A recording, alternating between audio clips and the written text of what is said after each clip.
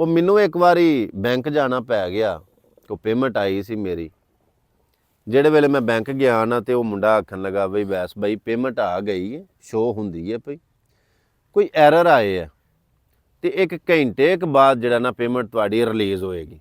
ਪੁਰਾਣੀ ਗੱਲ ਹੈ, ਅੱਜ ਤੋਂ ਕੋਈ 3-3.5 ਸਾਲ ਪਹਿਲਾਂ ਦੀ ਗੱਲ ਹੈ, ਗਰਮੀਆਂ ਦੇ ਦਿਨ ਸਨ। ਤੇ ਮੈਂ ਘੰਟੇ ਬਾਅਦ ਮਿਲ ਜਾਏ ਦੀ ਆਖਣ ਲੱਗਾ ਮਿਲ ਜਾਏ ਦੀ। ਤੇ ਮੈਂ ਸੋਚਿਆ ਵੀ ਭੁੱਖ ਲੱਗੀ ਹੈ ਤੇ ਅੰਦਰ ਵੀ ਬਹਿ ਕੇ ਵੇਟ ਕਰਨਾ ਹੈ ਨਾ, ਤੇ ਮੈਂ ਉਨੀ ਦੇਰ ਵਾਸਤੇ ਮੇਰਾ ਮਤਲਬ ਕੋਈ ਅੰਨ ਪਾਣੀ ਕਰ ਲੈਣਾ। ਇੱਕ ਮਾੜੇ ਜਿਹੇ ਹੋਟਲ ਤੇ ਮੈਂ ਟੁਰ ਗਿਆ ਰੋਟੀ ਖਾਣ ਵਾਸਤੇ ਭਾਈ ਖੁਰਮ।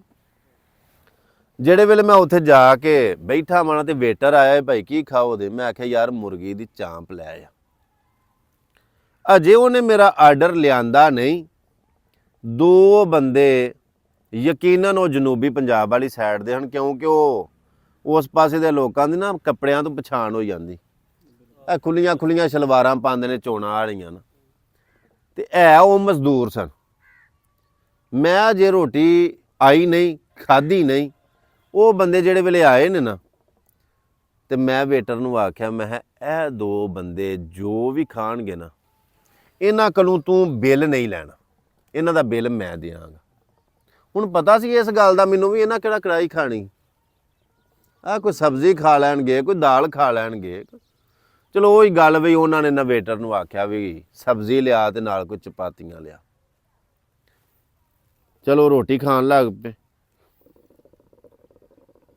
ਨਾਲ ਉਹਨਾਂ ਨਾ ਇੱਕ ਸ਼ੀਸ਼ੇ ਦੀ 7 ਅਪ ਪੀਤੀ, ਬਾਅਦ 'ਚ ਉਹਨਾਂ ਇੱਕ ਚਾਹ ਪੀਤੀ। ਉਹ ਮੈਂ ਉਹਨੂੰ ਵੇਟਰ ਨੂੰ ਪੁੱਛਿਆ ਮੈਂ ਇਹਨਾਂ ਦਾ ਕਿੰਨਾ ਬਿੱਲ ਈ? ਆਂਦਾ ਇੰਨਾ ਬਿੱਲ।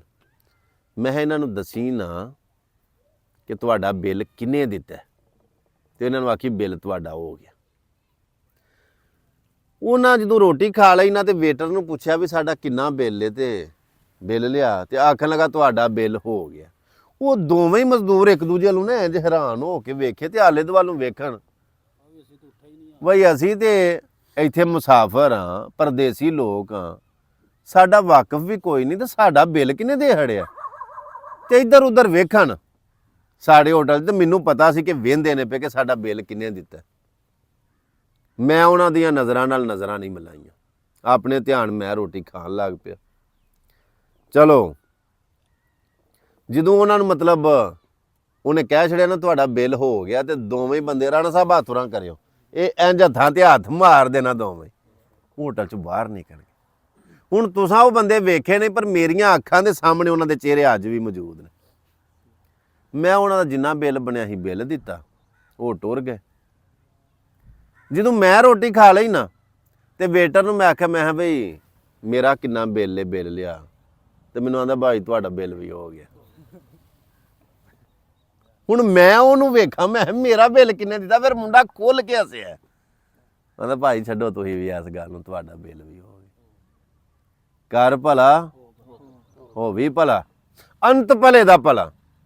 ਨਮਾਜ਼ਾਂ, ਰੋਜ਼ੇ, ਹਜ, ਜ਼ਕਾਤਾਂ, ਤਸਬੀਹਾਤ, ਫਤਰਾਨੇ, ਸਦਕੇ, ਜੋ ਵੀ ਉਹਨਾਂ ਦਾ ਤੁਹਾਨੂੰ ਬਦਲਾ ਜ਼ਰੂਰ ਮਿਲੇਗਾ, ਮਗਰ ਕਿਸੇ ਨੂੰ ਖਾਣਾ ਖਵਾਉਣ ਦਾ ਬਦਲਾ ਫੌਰੀ ਤੌਰ ਤੇ ਮਿਲੇਗਾ।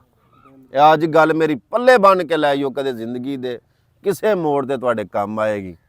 ਜਦੋਂ ਹੱਥ ਘੁੱਟਿਆ ਜਾਏ, ਜਦੋਂ ਸਮਝੋ ਕਿ ਮੇਰਾ ਹੱਥ ਘੁੱਟ ਕਰਤਾ, ਫੌਰੀ ਤੌਰ ਦੇ ਉੱਤੇ ਆਪਣੇ ਮਹਿਮਾਨਾਂ ਨੂੰ ਖਾਣਾ ਖਵਾਓ, ਲੱਭ ਕੇ ਜੀ ਟੁੱਕਰ ਖਵਾਓ। ਜਾਓ, ਅੱਲਾਹ ਪਾਕ ਦੀ ਜ਼ਾਤ ਤੁਹਾਨੂੰ ਸਲਾਮਤ ਰੱਖੇ। ਕਦੀ ਮੇਰੀ ਗੱਲ ਯਾਦ ਕਰੋਗੇ, ਤੁਹਾਨੂੰ ਇਨਸ਼ਾਅੱਲਾ ਘਾਟਾ ਨਹੀਂ ਪੈਣ ਲੱਗਾ, ਨਫਾ ਹੀ ਹੋਏਗਾ।